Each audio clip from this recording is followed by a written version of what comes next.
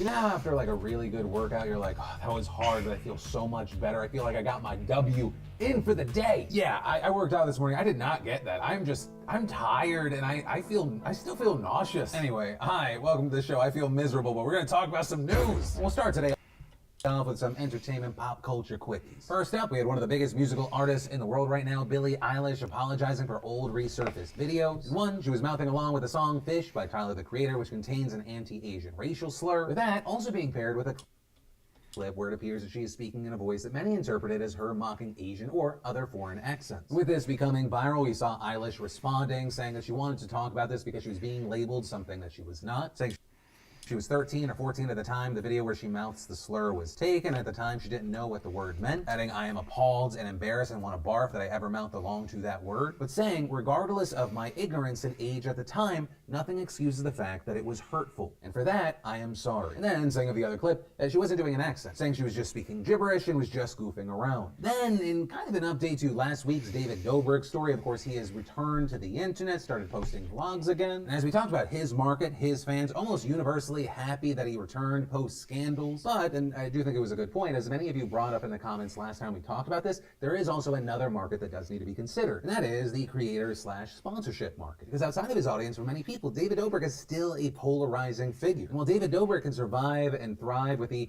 both adoration and the hate of millions of people on both sides, if let's say it was even equal, people that dislike him to the point that they're not even going to watch the video to even dislike him, that is a different conversation than a brand associating themselves with that person. And that is in some part affected by how the creator industry views other people as well. I mean, last week we had people like Eddie Burback still saying fuck David Dobrik, and actually just today you had one of the largest creators on YouTube, PewDiePie, in a video talking about Dobrik's house, making it clear that he is not a David Dobrik fan. I think overall, David being a sociopath and with lacking any actual personality, I think that also shows in this house. And since a lot of creators kind of wait till someone bigger than them speaks out before kind of also walking through that door, it'll be interesting to see if anything else happens in the space. But as far as his career, unless something else comes out, it does appear that he has successfully rebounded, even if he never got another sponsor again, though he probably will. Just on his merch sales alone, especially if his audience feels like he's been kind of cast out, I mean, the guy's going to be bringing 7 to 8 figures a year, easy. Then, you had the situation with Ethan Klein and conservative YouTuber Steven Crowder. Yesterday, after all this online back and forth that they've had, Ethan and Steven were set to have a political debate, but Ethan ended up doing kind of a debate and switch, bringing on Sam Seder, a left-leaning political commentator and host of the Majority Report, to debate Steven Crowder just moments after the debate started. What was really interesting is you kind of have both sides claiming a win here. On Ethan's side, you have a lot of people saying that Steven Crowder has been dodging Sam Seder for years now. Ethan and others claiming that Steven was previously scheduled to debate Sam at Politicon, but canceled at the last minute. So people speculate that he actually backed out of the debate because Sam is actually, an informed, good debater, and they were afraid that, Crowder would look like an idiot. And with that kind of feeding into the argument and criticism that Steven Crowder only likes to debate people that are not as well versed in debating as he is. Or that it's not actually about having a good faith debate, and it's more about dunking on the ill-prepared. With even saying that he is, and even calling himself an idiot. The thing is, he's happy to challenge me, somebody that has no political knowledge, very little.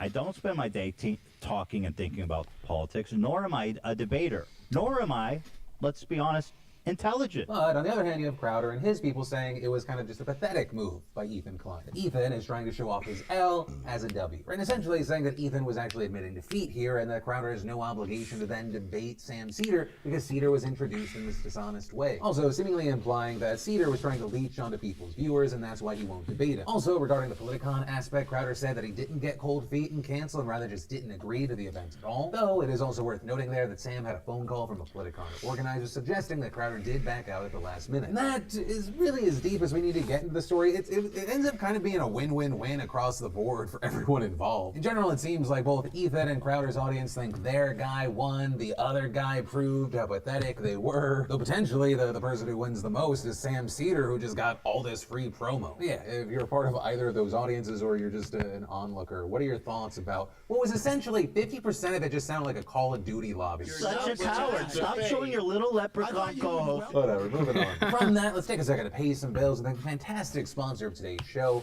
Peeps.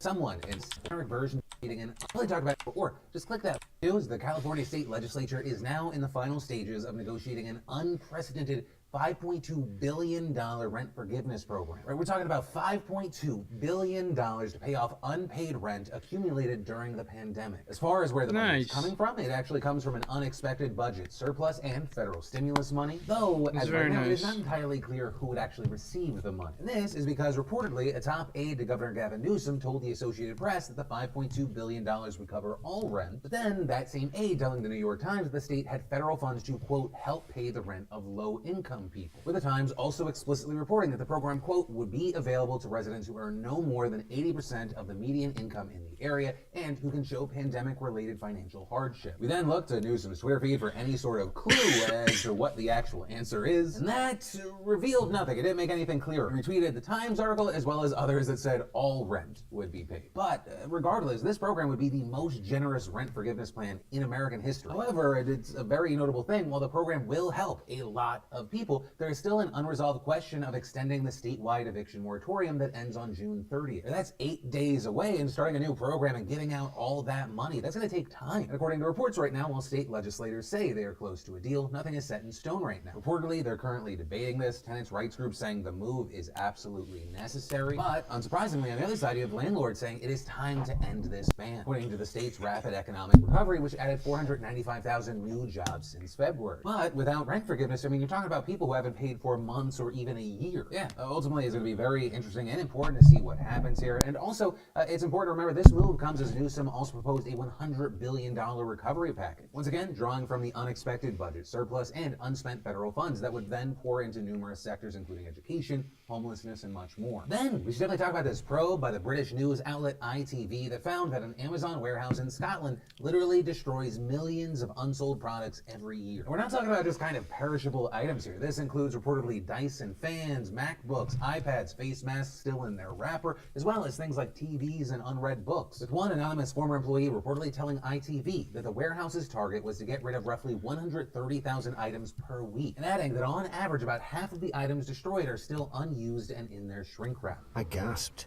There's no rhyme or reason to what gets destroyed. Also, in its investigation, ITV reportedly received documents that appeared to back up that information, with one showing 124,000 items marked to be destroyed in a single week. Meanwhile, ITV noted that only 28,000 items were labeled donate during that same week. They also tracked where the items went after leaving the plant, and there it found that Amazon was taking some of the electrical items to a nearby waste management system, but also saying that the rest was tracked to a landfill site. But despite that, in a statement, Amazon told ITV, "We are working towards a goal of zero product disposal, and our priority is to resell, donate to charitable organizations, or recycle any unsold products. No items are sent to landfill in the UK. As a last resort, we will send items to energy recovery, but we're working hard to drive the numbers of times this happens down to zero." Now, with all that said, whether they're telling the truth or not, what Amazon is doing here isn't illegal. In fact, reportedly, the reason why they're throwing out so much seems to be connected with its highly successful business model, with ITV explaining many vendors choose to house their products in Amazon's vast warehouses. But the longer the goods remain unsold, the more a company is charged to store them. And so because of that, they say that it's eventually just cheaper to dispose of the goods, especially stock from overseas, than to continue storing the stock. But still, I mean, with that, this expose has obviously worried and outraged many climate activists. It's just an unimaginable amount of unnecessary waste. It's absolutely shocking. Each of these items requires natural resources and carbon emissions and human labour to make. That is why, as long as Amazon's business model relies on this kind of disposal culture, they're just going to expand, things are only going to get worse, and that is why we need the government to step in and set legislation immediately. With this report also apparently getting the attention of politicians, as well as raising renewed questions about how prevalent this kind of destruction practice is. In fact, Prime Minister Boris Johnson has even said, "Sounds incredible to me, and an indictment of a consumerist society if it's He is so fucking ugly, dude. if it's as you say."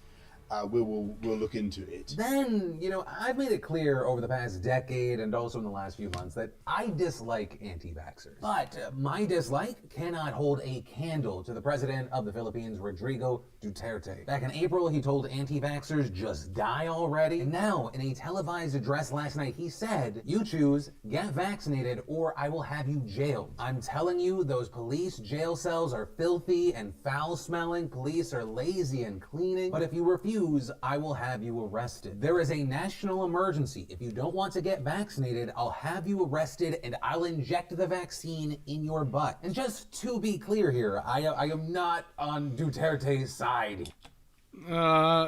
That is funny as fuck, but that's a little too far. The idea that you would be jailed for not having the vaccine is insane. Like, it's the sort of stuff that the crazy conspiracy theorists that said Biden would do, and obviously that is not the case. Now, that said, some in the government have walked back Duterte's comments slightly. The Justice Minister saying this morning that there is no law compelling people to get vaccinated. Duterte's spokesperson making similar remarks, but they also didn't completely walk back all of his statements, because Duterte also added that he would continue to halt plans for in-person classes to return and that face coverings would still be mandatory, with Duterte arguing that the first wave has really depleted the resources of the government. Another one would be disastrous for this country. That is why the stricter you are, the better. Also, and understand, not saying Duterte is in any way a good guy, but he's also dealing with a massive health crisis and widespread vaccine hesitancy in his country. Studies indicate that a third of Filipinos are unsure whether or not they'll get the vaccine, and another third are just flat out refusing to do so. And this is happening as the country has been dealing with the fallout of a large outbreak over the last few months that have left COVID-19 infection numbers incredibly high. And while I don't think that Duterte is literally going to inject people in the butt with the vaccine, I mean, he is someone that has been known to push the legal boundaries of what is actually allowed in the country. And ultimately, that's the show. Thanks for watching. Let me know your thoughts.